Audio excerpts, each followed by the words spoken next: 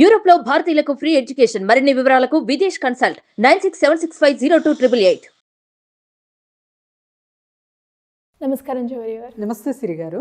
So చాలా వరకు మహిళలు ఇంట్లో ఉన్న వాళ్ళు కావచ్చు, లేదు అంటే కొత్తగా ఒక వ్యాపారం మొదలు పెట్టాలి అనుకునే వాళ్ళు హల్దీ వ్యాపారం మొదలు పెడితే ఆ వ్యాపారం ఏ విధంగా ఉంటుంది, దాని ప్రొసీజర్ ఏ రకంగా ఉంటుంది, దానికి లైసెన్స్ కావచ్చు, మార్కెటింగ్ పరంగా కావచ్చు, ఎలా చేసుకోవచ్చు అంటారు? ఎస్ సిరి గారు, హల్దీ బిజినెస్ అనేది ఎవర్ గ్రీన్ అనమాట. కిచెన్లో చూస్తుంటాం. సో ఎన్ని రకాలుగా మనకు బ్రాండ్స్ వచ్చినా కూడా ఒక కొత్త బ్రాండ్ అనేది మనము చూస్తూనే ఉంటాము, అది అంతే సేల్ అవుతుంది కూడా. సో హల్దీ ప్రాధాన్యత ఏంటి అనేది ఫస్ట్ గమనిద్దాం. వంటకాల్లో వాడతాం, తర్వాత మన ఇండియన్ ట్రెడిషన్లో పూజకి అన్నిటికీ, అంటే పసుపు అనేది అన్నిటికీ యూజ్ చేస్తాము. ఆయుర్వేదంలో కావచ్చు, తర్వాత మన వంటకాలు కాకుండా మనము ఫేషియల్స్కి కావచ్చు, ఫేషియల్ కాస్మెటిక్ ప్రోడక్ట్స్ కావచ్చు, తర్వాత వచ్చేసి మెడిసినల్ కావచ్చు, వీటన్నిటికీ యూస్ చేస్తాం. కాబట్టి హల్దీ అనేది ever green business, ever yellow కాదు, ఎవర్ గ్రీన్ బిజినెస్ అన్నమాట.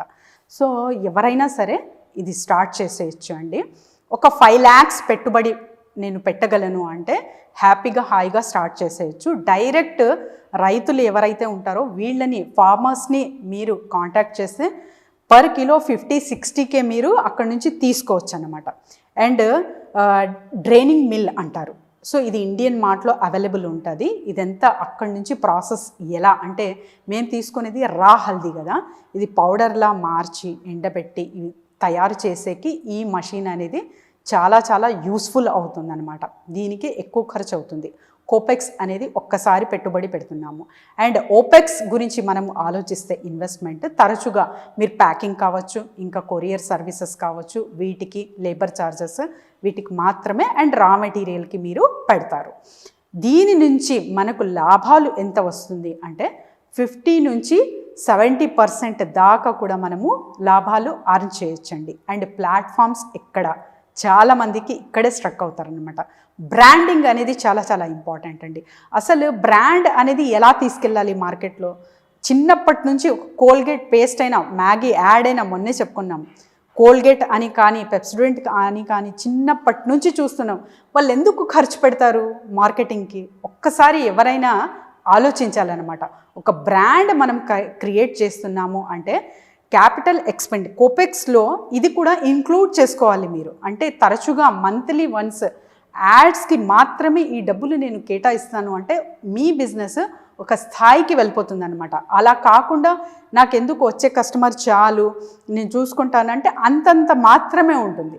అలా కాదు కదా, మంచి ప్రాఫిట్స్ అర్న్ చేయాలి, బిజినెస్ అనేది గ్రోత్ చేసుకోవాలి అంటే ఖచ్చితంగా యాడ్స్కి, మార్కెటింగ్కి మీరు ఖచ్చితంగా పెట్టాలి.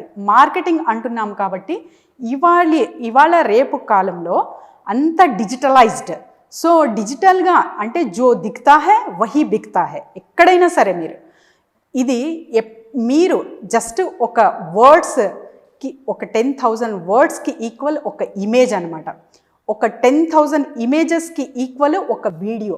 సో వీడియో అనేది అంత ఇన్ఫ్లుయెన్స్ చేస్తుంది, ప్రభావం చేస్తుంది. కాబట్టే చిన్నప్పటి నుంచి యాడ్స్ అంత మంచిగా క్రియేట్ చేసి మనకు వాళ్ళు అర్థమయ్యే విధంగా ఈ ప్రోడక్ట్ ఎందుకు యూజ్ అవుతుంది అనేది తరచుగా చూసి ఒక అవగాహన అనేది వచ్చి ఇది యూజ్ చేయాలి అనేది ఒక సైకాలజికల్ కాన్సెప్ట్ లాగా మనం ఎప్పుడైతే క్రియేట్ చేస్తామో, ఏదైనా కావచ్చు అది వస్తువు, అప్పుడు మనకు మంచిగా profit and at the same time business growth అనేది చూస్తామన్నమాట మన బిజినెస్లో. అది చిన్న స్థాయి అయినా పెద్ద స్థాయి అయినా. But ads are compulsory.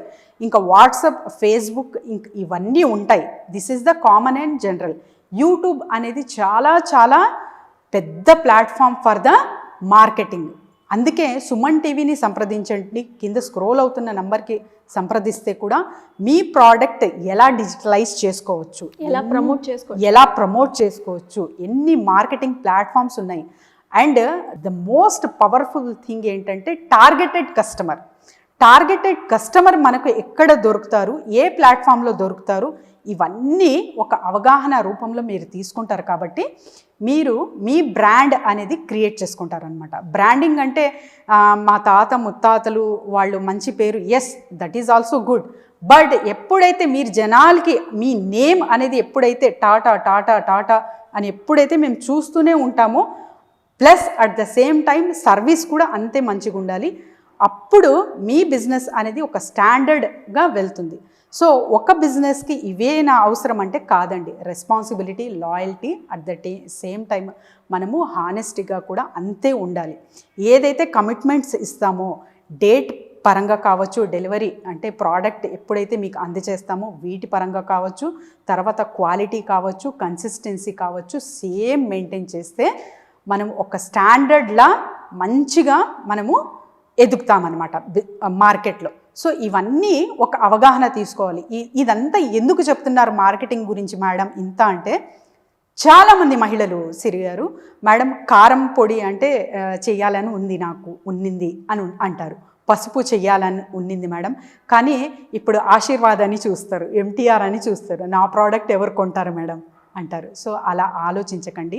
మీ ఇంట్లోనే డిఫరెంట్ వెరైటీస్ ఆఫ్ ఫుడ్స్ కానివ్వండి, సోప్స్ కానివ్వండి, షాంపూస్ కానివ్వండి చూస్తుంటారు. అలా మీకు మార్కెట్లో చాలా గ్రూప్ ఆఫ్ పీపుల్ ఉంటారనమాట. ఒకరు ఎంటీఆర్ కొంటే ఒకరు ఇంకొకటి కొంటారు. సో మీ బ్రాండ్ కొనే వాళ్ళు కూడా చాలామంది ఉన్నారు. ఎప్పుడైతే మనం ఇంట్రడ్యూస్ అవుతామో మార్కెట్కి, అప్పటి నుంచి బిజినెస్ అనేది స్టార్ట్ అవుతుంది. అండ్ ప్రాఫిట్ రేట్స్ చూసుకుంటే సిరి గారు, దీనికి 60 to 70% ప్రాఫిట్స్ మనము అర్న్ చేయొచ్చు.